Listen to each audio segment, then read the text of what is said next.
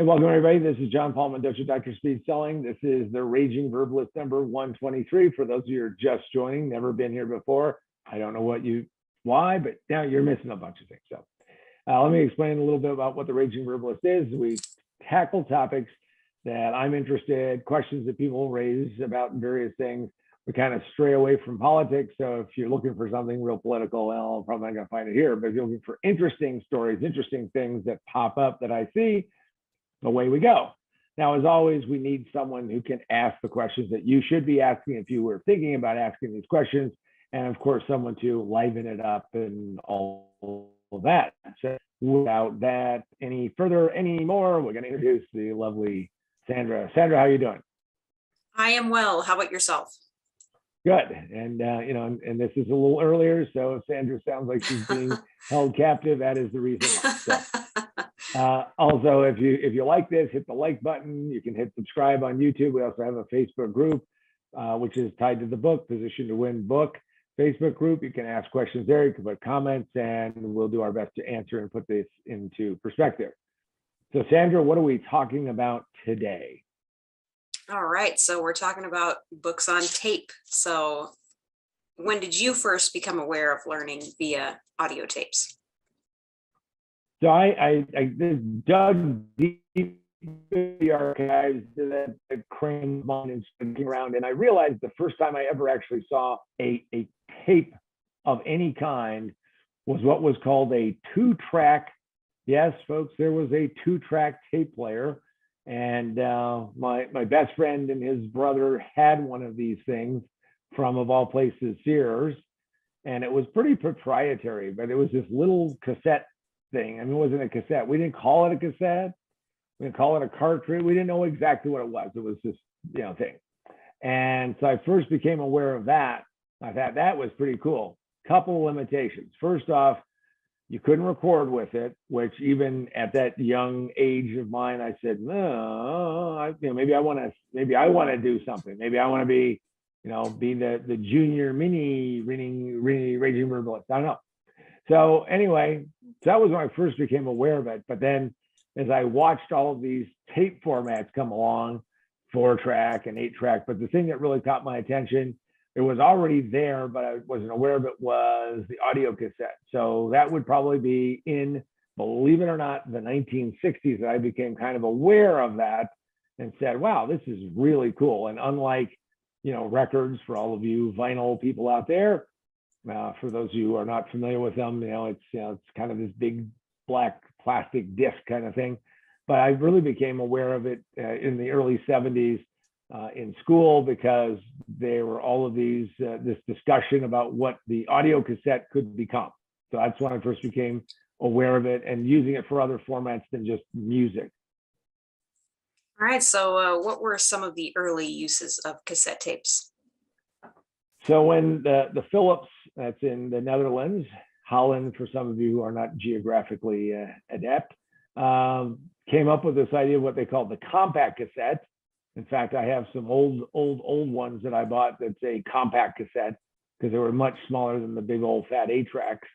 And in fact, there's a little sad story, which is people would buy these 8-tracks and they would be listening to pre-recorded music. 8-tracks were notorious for jamming and breaking and all of that. And people used to litter the highway by tossing them out of their car. I know, bad on all kinds of fronts. So, but yeah, the cassettes, the early use was music. Again, there was always worry about audio quality and the dreaded tape hiss. Also, people started using them for recording speeches, recording. You wanted to go record, just like today, when people want to record something, obviously we live in a TikTok, Instagram world where everything is getting recorded. Well, imagine in the day when you couldn't do it that easily. So that was some of the early uses. And then it started to get into this whole, how do you sell a bunch of tapes? Well, you sell it to people who want to listen to audio material that isn't just music or entertainment.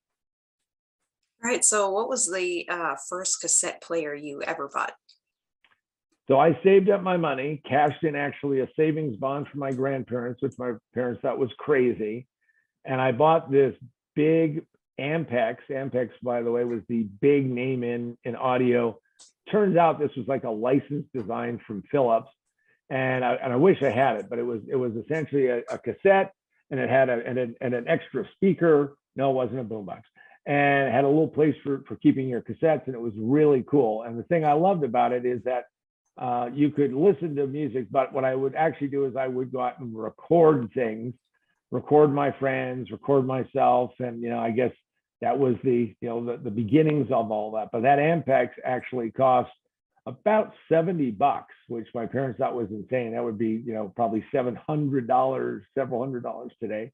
But it was very, very neat. I used it for decade, so it was great.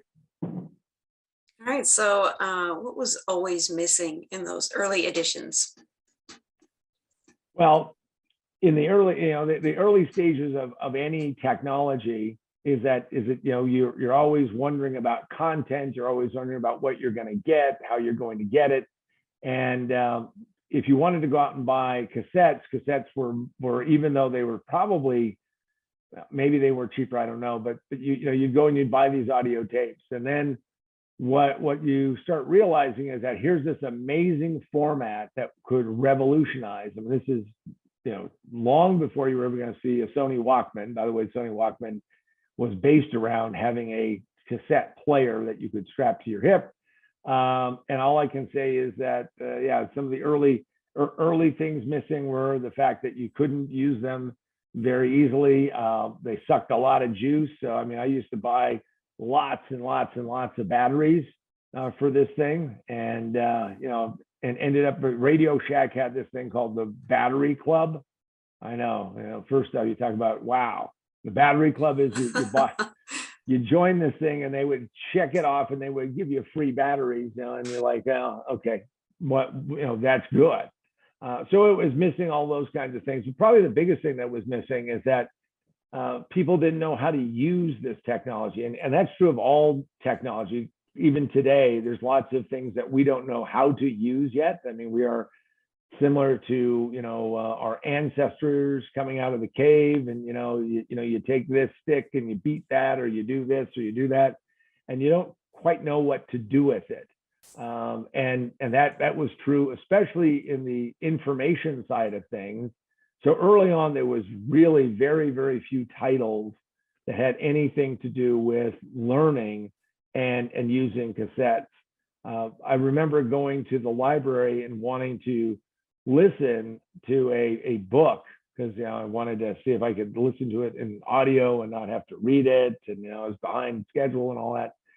And the librarian explained to me that they had all of these audio books, but they were all on records. They played slower, but they were only available for people who are blind. And that was the only way you could get it, is if you were sight impaired, which I could understand. So I was like, boo hoo, that wasn't very cool. So I went through that, and that, so those are some of the things that are missing. Now, before we go on, let's talk about some of the things that may be missing for you and your business and what you're doing and all of that. And by the way, the whole revolution that cassettes brought, which we're still feeling today. I mean, if you don't think so, there's still a lot of material that has not been transcoded is the right word, to that. But what is happening is that your business. So here's the book. Most businesses fail in the first 5 minutes. It just takes them 3 to 5 years to realize it. It's available on Amazon, Barnes & Noble, Books A Million, physically. It's also available at positiontowinbook.com. If you go there, you can say, hey, I want John Paul to sign it. I will sign it for you. And if you want to have me say something, I'll say something. Be nice, please. Also, you can get it on Kindle, Nook, and Apple Books. And we also have another book called Remote Work for Another World, which is available exclusively on Kindle. So go check it out. Now, here is the irony of today's session. For those of you who are wondering, for those of you who are questioning it, for those of you who are going to maybe write a comment, John, where is the audio book for this? Now, let me tell you that little quick story, and we'll get back to our questions. And the reason why it's not available on audio is that I have gone out, I have talked to people who are audio book voiceover people, and they have read it and got a couple of samples, and the stories don't sound like me. And for those of you who know me, I've got a style that I have, and whether it's nice or annoying, it's the style I have. So next edition, we'll definitely do an audio version. This edition, I needed to do it and just never had time to do it. Back to our question, Sandra.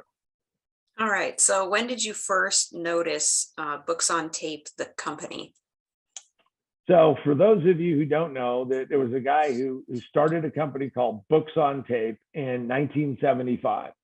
And he took a decidedly different approach to what was going on with books or material on cassette tapes. Up until that point in time, everything was take a book, 200 pages, condense it or abridge it, I guess is the better way to say it, down to 90 minutes max, and put a summary, maybe put a cool snappy soundtrack behind it, and sell it. How to sell your way to success and those types of things. Now, most of those early ones were they just kind of moved them over from records, and they moved them over to audio cassettes, weren't very good. So what Books on Tape did in 1975, and they started advertising, and I was fascinated by it, was taking long form titles, like compressing, Cervantes' Don Quixote, which is a massive mammoth thing, to one audio cassette. He was there, he had a pal, they tipped at windmills, end of story. Now, I mean, it's kind of that thing, but, and he was a romantic, but it kind of misses a little bit of the nuance. So what the Books on Tape people did was painstakingly, they would take as many audio tapes as you need, and they would put them into, did the entire book. So somebody was reading the entire book. Now, I don't know if that was the first time that was ever done, probably not, but it was the first time it was ever done not for a specialized audience like sight impaired and people who are blind and all of that. And because of that, I started getting kind of like hooked on them, and started getting them. And I did listen to, by the way, Cervantes, Don Quixote, and it was a great listen, but it was one of those things where it's a test. It's a test. It's like Dante and the Inferno. I mean, am I going to make it through all the cassettes before I have to ship it back? Because it was kind of a rental deal. So I started listening to lots of classics this way. And, since you're not trying to compress it to 90 minutes, you're not trying to speed talk through it. And it was very cool. So yeah, that's when I first got aware of it, was in the 70s, and became a fan and just kind of did it. Now, very different format than other informational stuff, not better or worse, but very different and very different title. All right. So what were some of the titles that fascinated you up front? Well, when he started, and we'll get to who he was and why we're talking about this today. When he started, my guess is, just like so many of us, you look for things that there's no copyright on. I mean, hey, Cervantes has been dead for a long time, or Shakespeare, or some of the classics. So what started to fascinate me is books that I would always thought I wanted to read, classics, Voltaire, and started just listening to these things. And I realized how much you could get by just sitting there and listening and grasping these things and feel like you're part of it. It was like your own world. And who doesn't like somebody reading to them? Now, we can talk another time about, comprehension, absorption, all that, but you can really get a feel for it. The other thing is that if they were good at doing the narration, is that you would actually end up with a story inside your head with a voice that you could somewhat mimic. And as all of you know, I'm a big believer in really getting good at telling stories and how to do that. So all the classics started to fascinate me. And then eventually he started breaking through and getting more modern things, like the movie The Natural with Robert Redford, what was based upon a book. I listened to that. So as I started to listen to all of these, I realized that there was this whole other world that opened up. Now, it was a rental gig, so it was always a little kind of crazy because, it's like coupons in the mail back and forth, waiting for it, getting you only have so many days, you better start listening to it. And this is one of those things that later on when I bought a cassette player that you could speed up. So you could actually play it at twice the speed and you could change the pitch so it didn't sound like, chipmunks talking or something. But yeah, so those are some of the early titles. So who was the man behind Books on Tape? So this guy named Duval Heck. And here's the crazy part. In all the time that I was a customer, all the time that I've been in the info business, I never knew who this guy was. And Duval Heck was a guy who had won, and I just want to make sure I get it right. He received a gold medal in pair with another person in 1956 Summer Olympics. But he founded Books on Tape in 1975, and he had this idea while he was commuting to his banking job in downtown LA. Boy, that'll do it. And he was coming from Newport Beach. I mean, I can't imagine that drive. I mean, it's like, well, it's crazy. And he said, wait a second, this would be a great idea. And he did that. And the thing that I think is so interesting is that you talk about someone saying, well, how do I find ideas or how do I find something? And usually it's based upon what I would call the irritant factor. Lots of things get invented because it irritates somebody long enough that they get irritated and they say, oh, there's got to be a better way. So if you're sitting out there wondering if you can come up with something, my guess is yes, you can. The one thing I would say that he had that other people didn't have was kind of the foresight to say, okay, I've got to build a real company. I've met people who thought they could do the same thing. In fact, around the same time that he was out, because there were a lot of titles that were not available.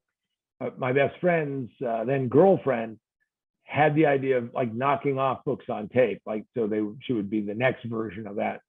Now, even then, I said, okay, so what's your plan to do it? And my suggestion to her, again, I wasn't in what I do now, was to take a book, take a cassette deck, and read just a chapter, not a whole book. I mean, I don't know if you've ever read aloud.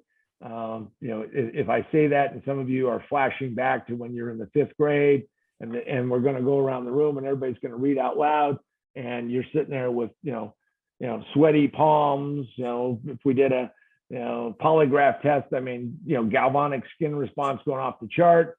But she never did. She never actually recorded it. She had lots of cool plans and outlines, and she had some kind of, psychedelic hippy dippy logo or something, but she never did it. So Duval Heck did it. And later on, he sold it to Random House, and owe a debt of gratitude to him. And this is the beauty of, and maybe it's the only part that I'll touch upon, my leanings of being a libertarian and being a capitalist. So Duval Heck, without ever meeting me, without ever talking to me, without ever having to agree with anything that I said, what he ended up doing was he affected my life in a positive way, and he made some money in the process, which is what this whole thing is about. It's helping others satisfy their needs.